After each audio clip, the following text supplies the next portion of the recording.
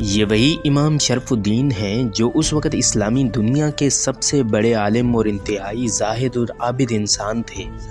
سلطان نور الدین محمود بھی ان کے احترام میں تخت سے نیچے اتر آتے تھے اور اس وقت تک تخت پر نہیں بیٹھتے تھے جب تک امام صاحب تشریف فرما نہیں ہوتے تھے۔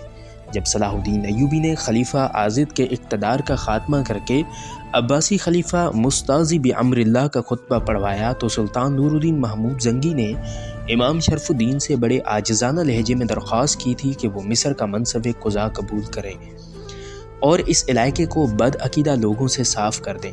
صلاح الدین نے امام شرف الدین کی رہنمائی میں مصر کے طویل و عریض قید خانے کو مدرسہ شافعیہ اور مشہور عشرت قدے دارالغزل کو مدرسہ مالکیہ میں تبدیل کر دیا تھا۔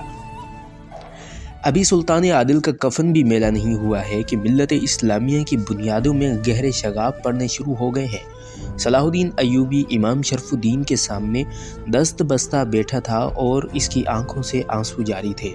شامی اور عیسائیوں کی صلح کا ایک ہی مطلب ہے کہ شام اور مصر الگ الگ ہو جائیں۔ تمام اسلامی ریاستوں اور صلیبیوں کے درمیان ایک ہی جھگڑا ہے، پھر دوسری ریاستوں کو اس معاہدے میں شامل کیوں نہیں کیا گیا؟ حیرت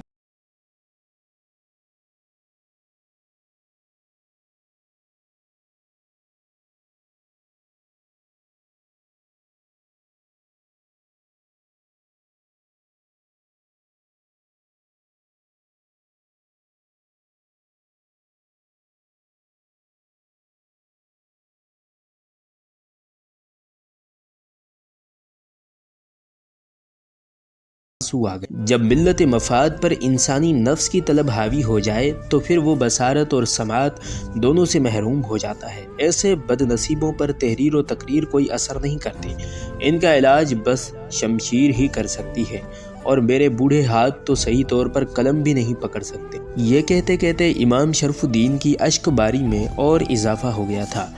بڑی عجیب صورتحال تھی۔ صلاح الدین تو خود اس پریشان کن صورتحال سے نجات پانے کے لیے امام شرف الدین کی خدمت میں حاضر ہوا تھا، مگر جب امام صاحب کو اپنے سے بھی زیادہ اداس پایا تو خود انہیں تسلیاں دینے لگے۔ میرے بازو بھی آپ ہی کے بازو ہیں، صلاح الدین نے انتہائی عقیدت مندانہ لہجے میں کہا، اور بفضل تعالی ابھی ان میں شمشیر اٹھانے کی طاقت موجود ہے۔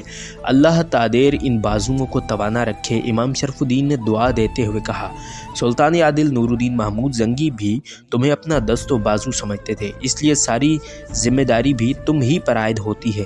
اگر اس وقت تم نے خاموشی اختیار کر لی تو ہوس پرستوں کی پرشور آوازیں فضا پر چھا جائیں گی، پھر شاید تم دمشق اور شام کی رعایا کو اپنی بات نہ سمجھا سکو۔ صلاح الدین ایوبی نے امام شرف الدین کی بات کا مفہوم سمجھ لیا تھا، مگر پھر بھی ہچکچاتے ہوئے بولا، شیخ میں آپس کی خون ریزی سے بہت ڈرتا ہوں۔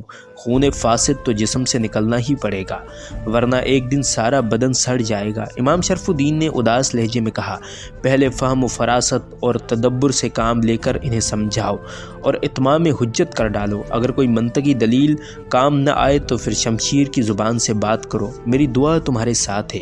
صلاح الدین ایوبی کو اس کی زندگی کا سب سے مشکل مرحلہ درپیش تھا۔ اگرچہ امام شرف الدین جیسے بزرگ کی دعائیں ان کے ساتھ تھیں، مگر پھر بھی وہ اذیت ناک ذہنی کشمکش میں مبتلا تھا۔ ایک دن اس نے اپنے معتمد امراء کے خفیہ اجلاس میں اپنے اس کرب کا اظہار کرتے ہوئے کہا، میں بفضل اللہ تعالی موت سے نہیں ڈرتا۔ کفار کے خلاف جنگ کرنا اور میدان جنگ میں شہید ہو جانا میری زندگی کی سب سے بڑی آرزو ہے، مگر اس وقت کیا صورتحال ہوگی جب میری تلوار کی زد میں کسی مسلمان کا گلا ہوگا اور کسی اہل ایمان کی شمشیر کا ہدف میری گردن ہوگی، قاتل بھی میں اور مقتول بھی میں۔ واقعتاً صورتحال بہت سنگین تھی، کوئی امیر صلاح الدین کو مشورہ نہیں دے سکا۔ بالآخر اس نے اپنے چھوٹے بھائی سیف الدین ملک عادل کے ہاتھ ایک طویل خط شمس الدین ابن مقدم کو بھیجا، جس میں شامی مسلمانوں اور عیسائیوں کے درمیان ہونے والے معاہدے پر کی سخت تنقید کی گئی تھی۔ جب سیف الدین ملک عادل اپنے بڑے بھائی صلاح الدین ایوبی کا مکتوب لے کر دربار شام میں پہنچا تو شمس الدین ابن مقدم اور امیر حسام الدین نے اس کے ساتھ بڑا اذیت آمیز سلوک کیا۔ جب خط دے کر سیف الدین ملک عادل کرسی پر بیٹھ گیا تو شمس الدین ابن مقدم نے انتہائی غضبناک لہجے میں اسے مخاطب کرتے ہوئے کہا، کھڑے ہو جاؤ، غلام زادوں کو اپنی حیثیت نہیں بھولنی چاہیے۔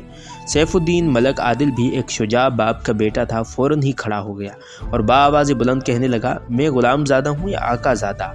آپ کو صرف یہ دیکھنا چاہیے کہ میں ایک سفیر کی حیثیت سے دربار شام میں داخل ہوا ہوں۔ ایک سفیر کو وہی عزت و احترام ملنا چاہیے جس کا وہ مستحق ہے۔ تم اسی اعزاز کے مستحق ہو کہ اس وقت تک ہمارے سامنے کھڑے رہو جب تک تمہیں تمہارے لائے ہوئے خط کا جواب نہیں مل جاتا۔ شمس الدین ابن مقدم کے لہجے میں وہی حقارت تھی۔ اگرچہ سیف الدین ملک عادل نوجوان تھا مگر اس نے بے مثال قوت برداشت کا مظاہرہ کیا، خاموش کھڑا رہا۔